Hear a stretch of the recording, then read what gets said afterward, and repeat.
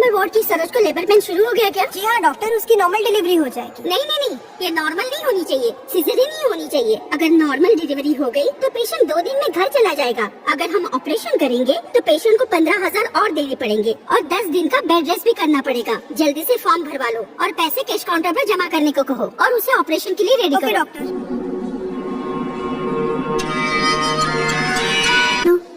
क्या हुआ? इसके सारे टेस्ट हो गए ना? क्या कहा डॉक्टर ने? इसे बस एक दवा लगाकर पट्टी बांधी गई है। ट्रीटमेंट और टेस्ट के नाम पर 9,500 का बिल बना दिया है इन लोगों ने। एक छोटे से चोट का 9,500 का बिल। ठीक है, तुम यही रहो, मैं जरा पेमेंट कर। वो इमरजेंसी वार्ड की सावित्री के हस्बैंड? हाँ सर। तुम्हारी वाइफ कल ही मर गई। क्या? मुझे बोला गया था कि बिना पैसे लिए बताना मत। कैसे मर गई? कल जब मैं कल यहाँ आया था तब क्यों नहीं बताया? तुमने पैसे आज भरे ना, इसलिए आज बताया मैंने। धोखेबाज हो, आखिरी समय में उससे बात भी नहीं करने दी। पैसों के पुजारी हैं ये, कैसे लोग हैं ये। मेरी बीवी कल शाम को ही मर गई पर इन लोगों ने मुझे बताया तक नहीं। आज मैंने मंदिर में उसकी जिंदगी की भीख मांगी। पिछले 1 हफ्ते से इन्होंने जितना पैसा मांगा मैं घर बार बेच कर लाया। और कितना पैसा चाहिए बताओ, मैं लेकर आऊंगा। लेकिन मुझे मेरी बीवी चाहिए। मेरी बीवी को इन लोगों ने मारा है। मैं तो उससे बात भी नहीं कर पाया।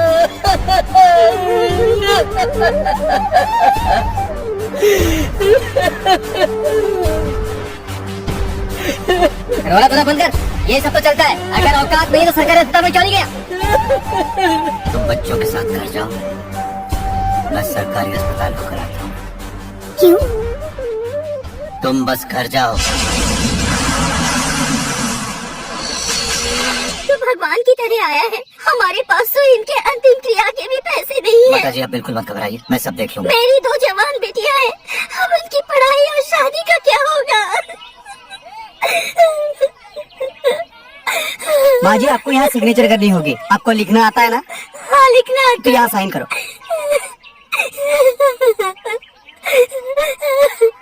इन्हें सर्टिफिकेट दे दो।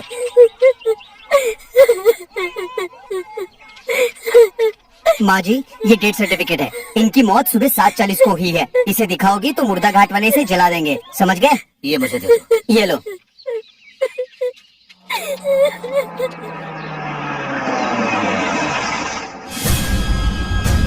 ये वाली गाड़ी नहीं, दूसरी वाली।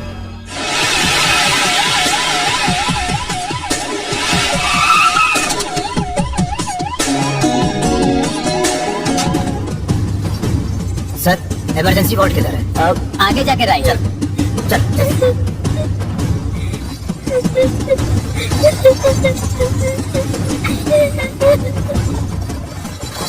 जल्दी। अब डॉक्टर ये घर में गिर पड़े, न जाने कैसे बेहोश हो गए। कुछ भी करके इन्हें बचाइए। आप बाहर जाइए प्लीज। नर्स इनको बाहर ले जाइए। डॉक्टर आप बाहर कैसे भी करके इन्हें बचा लीजिए डॉक्टर प्लीज।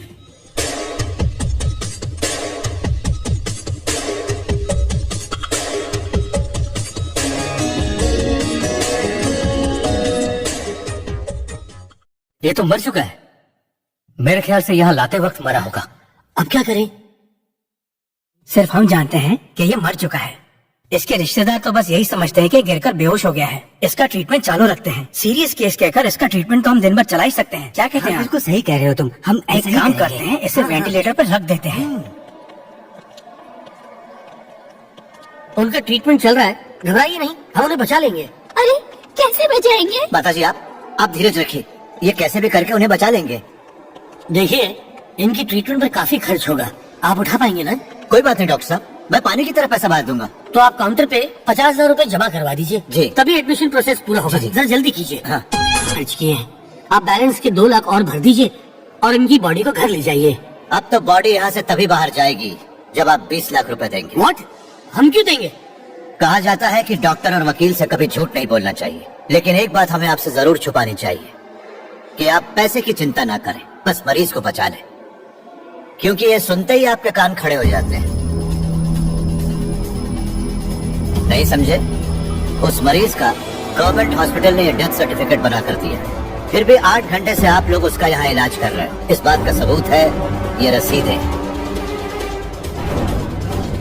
इसलिए अपने हॉस्पिटल के एमडी को अभी इसी वक्त यहाँ पर बुलाइए। एक आदमी अपनी चालाकी से तुम लोगों को बेवकूफ बनाता है।